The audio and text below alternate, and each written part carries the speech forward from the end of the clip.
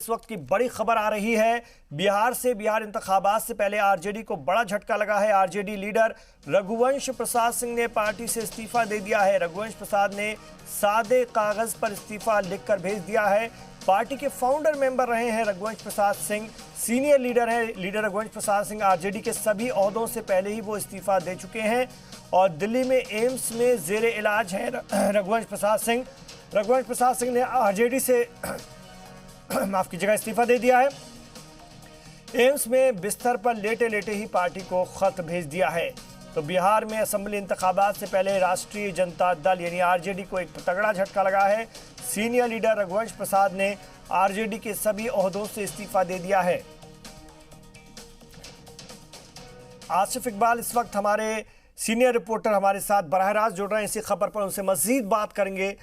आसिफ इकबाल, ये तो कयास आराइयां चली रही थी कि नाराज भी हैं और बहुत मनाने की कोशिश हुई। सभी सीनियर लीडर इस वक्त जो क़यादत कर रहे हैं आरजेडी की, वो मनाने उनको पहुंचे थे, बात उनसे की जा रही थी, लेकिन लालू यादव के करीबी रघुवंश प्रसाद से या नहीं माने हैं। क्या रणनीति, क्या हिकमत अमली है, तफसील से बताइए।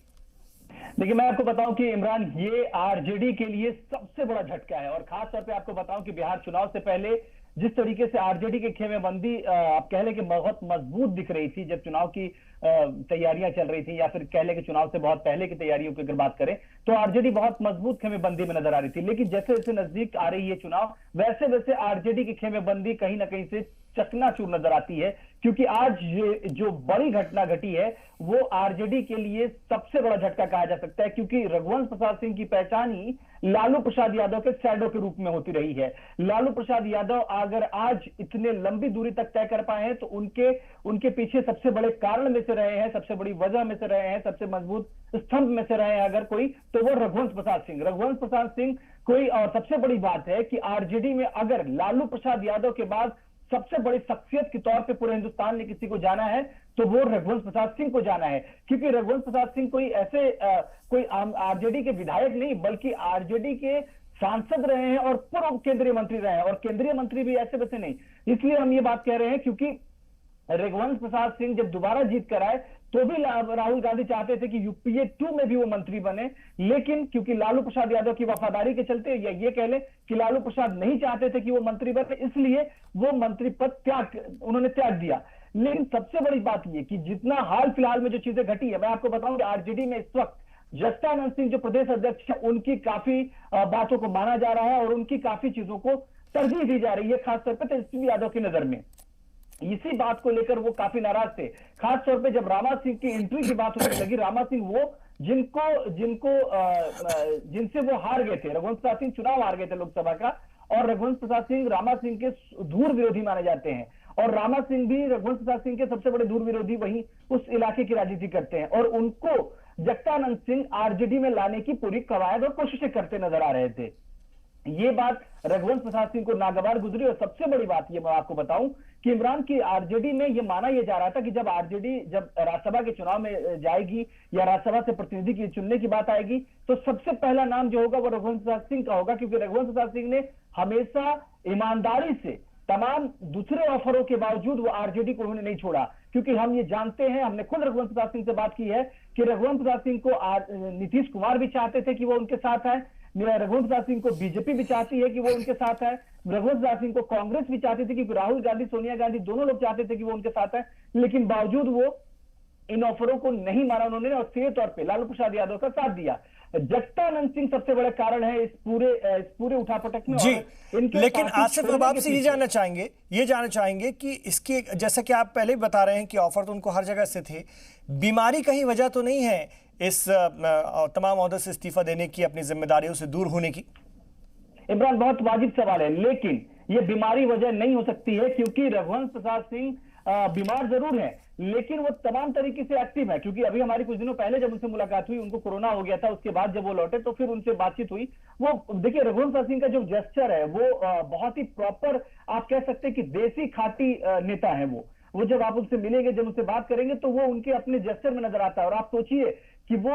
उन्होंने 5 साल जब उनको मंत्रालय मनमोहन सिंह सरकार में यूपीए फर्स्ट में जब उनको मंत्रालय दिया गया, ग्रामीण विकास मंत्रालय, उसमें उन्होंने नजीर पेश किया। आप समझिए कि आज तक ये बात खुद अभी तत्कालीन प्रधानमंत्री अगर हम उन वजीर आजम नरेंद्र मोदी की बात करें तो वो भी अगर कामों का जिक्र करते हैं तो ग्रामीण विकास मंत्रालय के जो यूपीए फर्स्ट में काम हुए हैं, खास तौर पे मनरेगा, ये एक ऐसी चीज रघुवंश प्रसाद सिंह ने दी है पूरे देश को, जो जिसके लिए वो उसके जनक माने जाते हैं। उनका एक क्रिएशन था ये, और उन्होंने इसके जरिए अपनी एक अलग छाप बनाई, अलग पहचान बनाई। आरजेडी जो हमेशा विकास के विरोध में हमेशा उसका एक आइडियोलॉजी, जो लोग जो जेस्चर जो यूज करते रहे हैं, लोगों ने जो आरोप लगाया है, जो जेडीयू आरोप लगाती है, बीजेपी आरोप लगाती है कि उन्होंने काम नहीं किया, विकास नहीं किया, तो वो उस बातों को धत्ता बताते हुए रघुवंश प्रसाद सिंह ने ये बात बताई थी कि अगर आप काम करना चाहें, आप काम करना आपका मन हो, अगर आप बेहतर तरीके से चाहते हो तो काम करके दिखा सकते हो। और रघुवंश प्रसाद सिंह ने दिखाया था। केंद्रीय मंत्री होते हुए ग्रामीण विकास मंत्रालय में उन्होंने बहुत काम किए, और इतने काम किए कि लोगों ने आज उसको माना है, वो नजीर के तौर पे है। लेकिन मैं आपको बताऊं कि अभी जो उन्होंने पत्र लिखा है, ये एक तरीके से आप कह सकते हैं कि आरजेडी के लिए बहुत बड़ा झटका है। ये इसकी सबसे अब अगर हम आगे की बिहार की सियासत की बात करें, इलेक्शन सामने है और जो बिहार में दोनों ही सियासी जमातें या दोनों ही गठबंधन अपने अपने तरीके से तैयारियों में हैं, रघुवंश प्रसाद के साथ न होने से बिहार की सियासत में, आरजेडी की सियासत में कितना फर्क आएगा?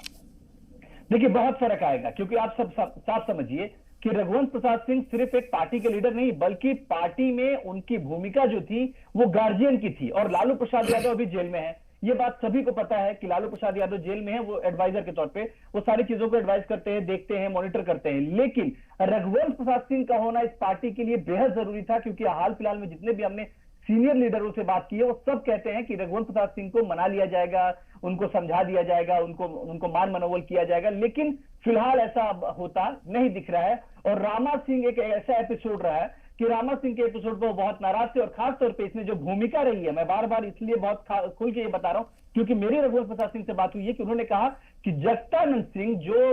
इस वक्त प्रदेश अध्यक्ष हैं, उनकी भूमिका कहीं ना कहीं संदेहास्पद रही है, इस तौर पे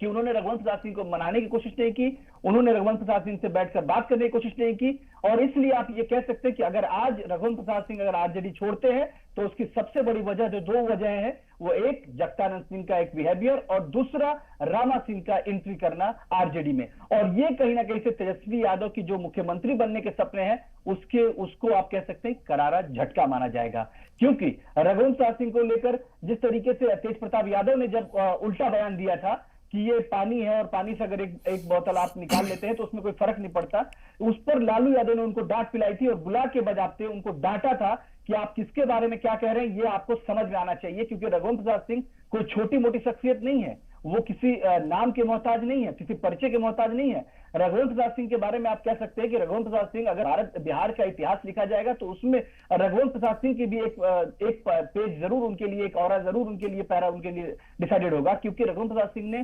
पूरे देश में एक बड़ी क्रांति लाई थी ग्रामीण विकास मंत्रालय के जरिए, और जिस बात को राहुल गांधी ने, सोनिया गांधी ने, मनमोहन सिंह ने ये बातें मानी है, ये बातें कई जगह कई बड़े प्लेटफॉर्म से कहा है, यहां तक कि नरेंद्र मोदी जो पहली बार प्रधानमंत्री बने और ग्रामीण विकास मंत्रालय का जिनको प्रभार मिला, उन्होंने भी रघुवंश प्रसाद सिंह को फोन करके इसमें उनसे रायशुमारी की कि अगर इसमें हम और बेहतर क्या क्या कर सकते हैं। तो आप समझ सकते हैं कि रघुवंश प्रसाद सिंह का जो जेस्चर है, जो कद है, वो कितना बड़ा है। बिल्कुल बड़ा कद है, और उनका आरजेडी को इस तरह से छोड़ना अपने आप में कई सवाल भी खड़े कर सकता है। लालू प्रसाद यादव के करीबी हैं, सब जानते हैं, क्या वहां से इनको रोकने की पहल नहीं हुई? क्योंकि तेजस्वी भी मनाने गए थे, सभी लोग बात कर चुके हैं, और इतने इसके बावजूद भी ये फैसला आप बता रहे हैं, कोई हिकमत अमली ऐसी बड़ी नहीं है कि कहीं और जा रहे हैं, सब तरफ से ऑफर हैं, लेकिन वो उसको पहले ही नकार चुके हैं। एक बात देखिए, सबसे बड़ी चीज है इमरान की, ये सब चीजें तब थी जब वो आरजेडी में बने हुए थे। आज उन्होंने आरजेडी छोड़ने का फैसला कर लिया, तो अब ये जरूर है, क्योंकि वो पॉलिटिकल